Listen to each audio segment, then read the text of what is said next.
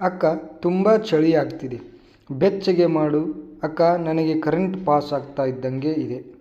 ಇವತ್ತು ಒಂದು ದಿನ ಒಪ್ಕೋ. ಹಾಯ್ ಫ್ರೆಂಡ್ಸ್, ಮತ್ತೊಮ್ಮೆ ಹೊಸ ಕತೆಗೆ ಎಲ್ಲರಿಗೂ ಸ್ವಾಗತ. ನನ್ನ ವೀಡಿಯೋಸ್ನ ಎಂಜಾಯ್ ಮಾಡ್ತಾ ಇದ್ದೀರಾ ಅಂತ ಅನ್ಕೋತೀನಿ. ಹೊಸ ವೀಕ್ಷಕರು ದಯವಿಟ್ಟು ಸಬ್ಸ್ಕ್ರೈಬ್ ಮಾಡಿ, ತಪ್ಪದೆ ವಿಡಿಯೋನ ಲೈಕ್ ಮಾಡಿ. ಇವತ್ತಿನ ಕತೆ ಅಕ್ಕ ತಮ್ಮನ ಸುಂದರ ಚೇಷ್ಟ ಕತೆ. ಇಬ್ಬರು ಹೇಗೆ ವರ್ತಿಸುತ್ತಾರೆ ಎಂದು ತಿಳಿಯೋ ಕತೆ. ಹಾಯ್, ನನ್ನ ಹೆಸರು ಕಲಾ. ನಾನು PUC ಓದ್ತಾ ಇದ್ದೀನಿ. ನನ್ನ ತಮ್ಮ 1 ವರ್ಷ ಚಿಕ್ಕವನು, ಅವನು PUC ಓದ್ತಾ ಇದ್ದಾನೆ. ಇಬ್ಬರು ಆರ್ಟ್ಸ್ ತಗೊಂಡಿದ್ದೀವಿ, ಒಂದೇ ಕಾಲೇಜ್ಗೆ ಹೋಗ್ತೀವಿ. ಚಿಕ್ಕ ವಯಸ್ಸಿನಿಂದ ಇಬ್ಬರು ಒಟ್ಟಿಗೆ ಬೆಳೆದೆವು, ಆಟ ಆಡಿದೆವು, ಜಗಳ ಕೂಡ ಆಡಿದೆವು, ಚೇಷ್ಟೆ ಮಾಡಿದೆವು. ಪಾರ್ಟ್ನರ್ ಇನ್ ಕ್ರೈಮ್ ಥರ ನಾವಿಬ್ಬರು ಒಟ್ಟಿಗೆ ಯಾವಾಗಲೂ ಇದ್ದೆವು. ನಮ್ಮ ಅಪ್ಪ ಅಮ್ಮ ಇಬ್ಬರು ಕೆಲಸಕ್ಕೆ ಹೋಗ್ತಾರೆ. ನಾವು ಇಬ್ಬರೇ ಮನೆಯಲ್ಲಿ ಕೆಲಸ ಮಾಡಿಕೊಳ್ಳುತ್ತೇವೆ. ನಾನು ಅಡುಗೆ ಮಾಡಿದರೆ ನನ್ನ ತಮ್ಮ ಬೇರೆ ಕೆಲಸ ಮಾಡುತ್ತಾನೆ. ಅಪ್ಪ ಅಮ್ಮ ಊರಿಗೆ ಹೋಗ್ತಾರೆ, ಆವಾಗ ನಾವಿಬ್ಬರೇ ಇರೋದು. ಅವರು ಊರಿಗೆ ಹೋದರೆ 1 ವಾರ ಬರುವುದಿಲ್ಲ. ಅವರು ತಿಂಗಳಿಗೆ 1 ಸತಿಯಾದರೂ ಊರಿಗೆ ಹೋಗೇ ಹೋಗ್ತಾರೆ. ಇದು ನಮಗೂ ಗೊತ್ತು. ನಾವು ಸಣ್ಣ ವಯಸ್ಸಿನಿಂದಲೂ ಅಪ್ಪ ಅಮ್ಮ ಹೀಗೆ ಹೋಗುತ್ತಾರೆ. ಅವರು ಪ್ರತಿ ಸತಿ ಹೋದಾಗಲೂ ನಮ್ಮ ಕೆಲಸ ನಾವೇ ಮಾಡಿಕೊಳ್ಳುತ್ತೇವೆ. ನಾನು ನನ್ನ ತಮ್ಮ ಇಬ್ಬರು ತುಂಬ ಕ್ಲೋಸ್. ನಮ್ಮ ಜೀವನದಲ್ಲಿ ನಡೆಯುವ ಎಲ್ಲ ವಿಷಯವನ್ನು ಹೇಳುತ್ತೇವೆ. ಒಂದು ಸತಿ ಅಪ್ಪ ಅಮ್ಮ ಊರಿಗೆ ಹೋದಾಗ ನಾನು ಕಾಂತು, ಅಂದರೆ ನನ್ನ ತಮ್ಮನ ಹೆಸರು ಕಾಂತು, ಇಬ್ಬರು ಇದ್ದೆವು. ಒಬ್ಬರು ಮನೆ ಕೆಲಸ ಮುಗಿಸಿ ಕಾಲೇಜಿಗೆ ಹೋಗಿ ಕ್ಲಾಸನ್ನು ಮುಗಿಸ್ಕೊಂಡು ಸಂಜೆ ಮನೆಗೆ ಬರ್ತಿದ್ವಿ. ನಾನು ಅವನಿಗೆ ಕಾಪಿ ಮಾಡಿಕೊಟ್ಟು ಅವನು ನಾನು 1-1/2 ಗಂಟೆ ಮಲ್ಕೋತಿದ್ವಿ ಅಂತ ರೂಮಿಗೆ ಹೋದ. ಅವನ ಮುಖದಲ್ಲಿ ಯಾಕೋ ಬೇಜಾರಿತ್ತು. ಅವನು ಎದ್ದ ನಂತರ ಯಾಕೆ, ಏನಾಯಿತು ಎಂದು ಕೇಳಿದೆ. ಅಕ್ಕ, ಕಾಲೇಜಿನಲ್ಲಿ ಎಲ್ಲರೂ ನನಗೆ ರೇಗಿಸ್ತಾರೆ. ನನಗೆ ಯಾರು ರೇಗಿಸ್ತಾರೆ, ಯಾಕೆ ರೇಗಿಸ್ತಾರೆ? ಹುಡುಗರೆಲ್ಲ ನಿನಗೇನು ಗೊತ್ತಿಲ್ಲ, ನೀನು ಸಣ್ಣ ಮಗು ಎಂದು ರೇಗಿಸ್ತಾರೆ. ಅದಕ್ಕೆ ನನಗೆ ಬೇಜಾರಾಗಿದೆ ಅಷ್ಟೇ. ಫ್ರೆಂಡ್ಸ್ ಹೇಳಬೇಕಿಲ್ಲ, ನೀನು ಬೇಜಾರಾಗಬಾರ್ದು. Come on, cheer up. ರಾತ್ರಿ ಊಟ ಆದಮೇಲೆ ಕರೆಂಟ್ ಹೋಯಿತು. ಇಬ್ಬರು ಮೇಣದ ಬೆಳಕಿನಲ್ಲಿ ಕೂತೆವು. ಇವಾಗ ಹೇಳು, ಈ ಹೊಸ ಕಾಲೇಜಿನಲ್ಲಿ ನಿನಗೆ ಯಾರು ಗರ್ಲ್ ಫ್ರೆಂಡ್ ಇದ್ದಾರೆ? ಯಾರೂ ಇಲ್ಲ ಅಕ್ಕ. ನಮ್ಮ ಕ್ಲಾಸ್ಗಿಂತ ನನಗೆ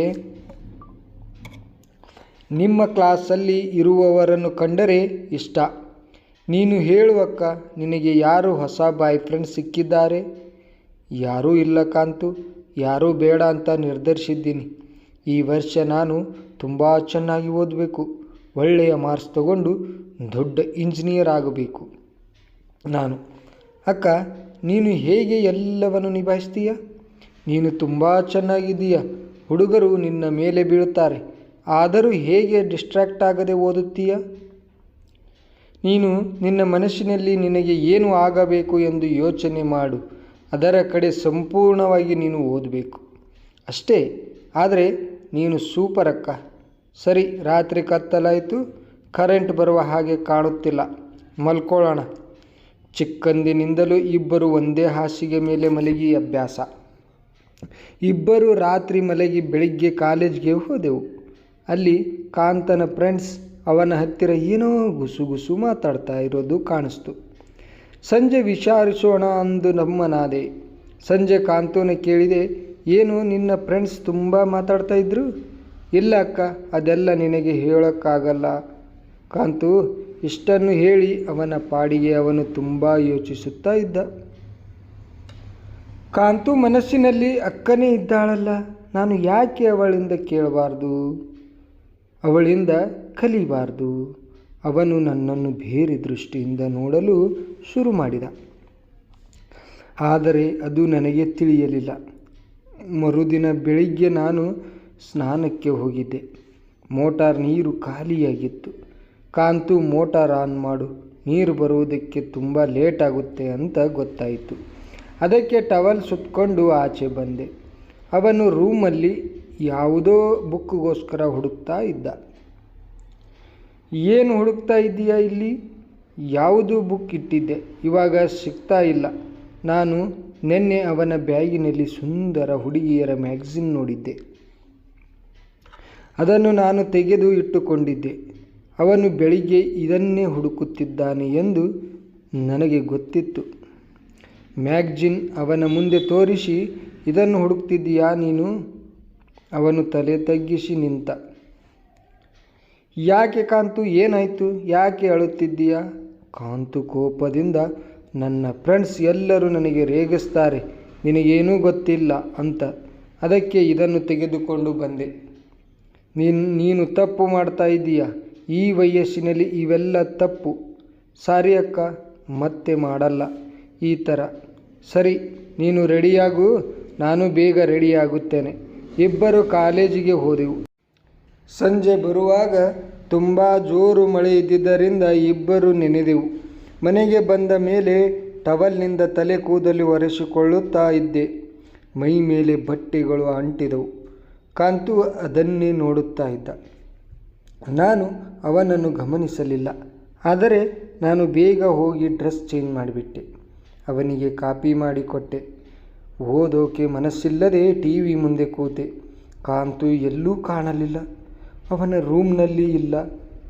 ಅಲ್ಲಿ ಹೋಗಿ ನೋಡಿದೆ, ಅವನು ಅಳುತ್ತಾ ಕೂತಿದ್ದ. ಯಾಕೆ ಕಾಂತು ಅಳುತ್ತಿದ್ದೀಯಾ? ಏನಿಲ್ಲ ಬಿಡು ಅಕ್ಕ. ನಾನು ಎಷ್ಟು ಕೇಳಿದರೂ ಅವನು ಏನೂ ಹೇಳಲಿಲ್ಲ. ರಾತ್ರಿ ಊಟ ಆದಮೇಲೆ ಇಬ್ಬರು ಅಕ್ಕಪಕ್ಕ ಮಲಗಿದೆವು. ಅವಾಗಲೂ ಸಪ್ಪಗೆ ಇದ್ದ. ಮಳೆ ಬಂದಿದ್ದರಿಂದ ವಿಪರೀತ ಚಳಿಯಿತ್ತು. ಅವನು ನಡುಗುತ್ತಿದ್ದ. ಅವನಿಗೆ ಎಷ್ಟೇ ಕಂಬಳಿ ಹೊದಿಸಿದರೂ ಚಳಿ ನಿಲ್ಲಲಿಲ್ಲ. ಅವನು, ಅಕ್ಕ, ಇನ್ನೂ ಚಳಿ ಆಗ್ತಾ ಇದೆ, ನೀನೇ ನನ್ನ ಗಟ್ಟಿಯಾಗಿ ಹಿಡ್ಕೋ, ನಿನ್ನ ಬಿಸಿ ನನಗೆ ತಾಗಿ ಚಳಿ ಕಡಿಮೆಯಾಗುತ್ತೆ. ನಾನು ಅವನನ್ನು ಗಟ್ಟಿಯಾಗಿ ಹಿಡಿದೆ. ಅವನಿಗೆ ಸ್ವಲ್ಪ ಚಳಿ ಕಡಿಮೆಯಾಗಲು ಶುರುವಾಯಿತು. ಅಕ್ಕ, ನನ್ನ ಸ್ನೇಹಿತರೆಲ್ಲ ತುಂಬ ರೇಗಿಸ್ತಾರೆ, ನೀನೇ ನನಗೆ ಎಲ್ಲವನ್ನು ಹೇಳಿಕೊಡಬೇಕು. ಕಾಂತು, ಏನು ಹೇಳ್ತಾ ಇದ್ದೀಯಾ? ಅದು ತಪ್ಪು. ನಾನು ಇಲ್ಲ, ನಿನ್ನ ಅಕ್ಕ, ಪ್ಲೀಸ್. ನಾನು ನಿನ್ನ ತಮ್ಮ ಅಂತ ಮರೆತು ಬಿಡು. ಪ್ಲೀಸ್, ಎಲ್ಲವನ್ನು ಹೇಳಿಕೊಡು. ನನ್ನ ತಮ್ಮ ಎಷ್ಟು ದೊಡ್ಡವನಾಗಿದ್ದಾನೆ ಎಂದು ನನಗೆ ಅನಿಸಿತು. ಯಾಕಂದ್ರೆ ಇತ್ತೀಚೆಗೆ ಅವನು ನನ್ನನ್ನು ನೋಡುವ ರೀತಿ ಬದಲಾಗಿತ್ತು ಮತ್ತು ನನಗೆ ಅದೂ ಗೊತ್ತಾಗಿತ್ತು. ನನಗೆ ಮತ್ತು ಬಂದಂತೆ ಅನಿಯು ಆವರಿಸಿತು. ಯಾವುದೋ ಲೋಕಕ್ಕೆ ಹೋದಂತೆ ಭಾಸ. ಒಂದು ಕ್ಷಣ ನಾನು ಎಲ್ಲವನ್ನು ಮರೆತು, ಎಷ್ಟು ಚೆನ್ನಾಗಿದೆ ಕಾಂತು, ಒಳ್ಳೆ ಚಾನ್ಸ್ ಅಂತ ನನ್ನ ನಿಂಬೆಹಣ್ಣನ್ನು ಒತ್ತಿದ. ಕ್ಷಣಾರ್ಧದಲ್ಲೇ ಜಗತ್ತನ್ನೇ ಮರೆತೆವು. ಹೊರಗಡೆ ಬರುತ್ತಿದ್ದ ಆ ಮಳೆ ಶಬ್ದಕ್ಕೆ ನಮ್ಮ ಶಬ್ದ ಹೆಚ್ಚಾಗಿ ಕೇಳಿಸಲಿಲ್ಲ. ಸುಮಾರು ಅರ್ಧ ಗಂಟೆ ಆದಮೇಲೆ ಇಬ್ಬರು ವಾಸ್ತವತೆಗೆ ಬಂದೆವು. ಅಕ್ಕ, ನೀನು ಸೂಪರ್, ಎಷ್ಟು ಸುಂದರವಾಗಿದ್ದೀಯ, ಆದರೆ ಇದು ಯಾರಿಗೂ ಗೊತ್ತಾಗಬಾರ್ದು. ಮರುದಿನ ಅಪ್ಪ ಅಮ್ಮ ಬಂದರು. ಅವರ ಮುಂದೆ ನಾವು ಮೊದಲಿನಂತೆ ವರ್ತಿಸಿದೆವು. ಅವರು ಇಲ್ಲದೇ ಇದ್ದಾಗ ನಾವು ನಮ್ಮ ಕೆಲಸದಲ್ಲಿ ತೊಡಗಿದೆವು. ನನಗೆ ಮುಂದೆ ಮದುವೆಯಾಯಿತು. ಆದರೂ ಈ ವಿಷಯವನ್ನು ನಾವು ಗೌಪ್ಯವಾಗಿ ಇಟ್ಟು ಸಮಯ ಸಿಕ್ಕಾಗಲೆಲ್ಲ ನಾವು ಇದೇ ಕೆಲಸದಲ್ಲಿ ತೊಡಗಿದೆವು. ಇನ್ನು ನಮಗೆ ಅನಿಸುತ್ತದೆ, ಯೌವನದಲ್ಲಿ ನಡೆದ ಒಂದು ಕೆಟ್ಟ ಘಟನೆ ನಮ್ಮ ಜೀವನ ಪರ್ಯಂತ ಮುಂದುವರಿಯಬಹುದು. ಇದು ತಪ್ಪು ಎಂದು ತಿಳಿದಿದ್ದರೂ ನಮಗೆ ಈ ವಿಷಯದ ಚೌಕಟ್ಟಿನಿಂದ ಹೊರಬರಲು ಸಾಧ್ಯವಾಗಲಿಲ್ಲ. ಹೌದು ಫ್ರೆಂಡ್ಸ್, ಯೌವನದಲ್ಲಿ ನಾವು ಎಚ್ಚರಿಕೆಯಿಂದ ಇರಬೇಕು. ಕ್ಷಣಾರ್ಧದಲ್ಲಿ ನಡೆಯುವ ತಪ್ಪು ನಮ್ಮ ಜೀವನ ಪರ್ಯಂತ ದುಃಖ ಪಡುವಂತೆ ಮಾಡುತ್ತದೆ. ಸ್ನೇಹಿತರೆ, ಈ ಕತೆ ಹೇಗಿತ್ತು ಅಂತ ನಿಮ್ಮ ಅನಿಸಿಕೆ ಅಭಿಪ್ರಾಯವನ್ನು ತಪ್ಪದೆ ಕಾಮೆಂಟ್ ಬಾಕ್ಸಲ್ಲಿ ಕಾಮೆಂಟ್ ಮಾಡಿ ತಿಳಿಸಿ. ಹಾಗೆ ಈ ಕತೆ ಇಷ್ಟವಾದರೆ ದಯವಿಟ್ಟು ಇದಕ್ಕೊಂದು ಲೈಕ್ ಮಾಡಿ. ಹೆಚ್ಚಿನ ವಿಡಿಯೋಸ್ಗಾಗಿ ನನ್ನ ಚಾನಲನ್ನು ತಪ್ಪದೆ ಸಬ್ಸ್ಕ್ರೈಬ್ ಮಾಡಿಕೊಳ್ಳಿ. ಮತ್ತೆ ಮುಂದಿನ ವಿಡಿಯೋದಲ್ಲಿ ಸಿಗೋಣ. ಧನ್ಯವಾದಗಳು.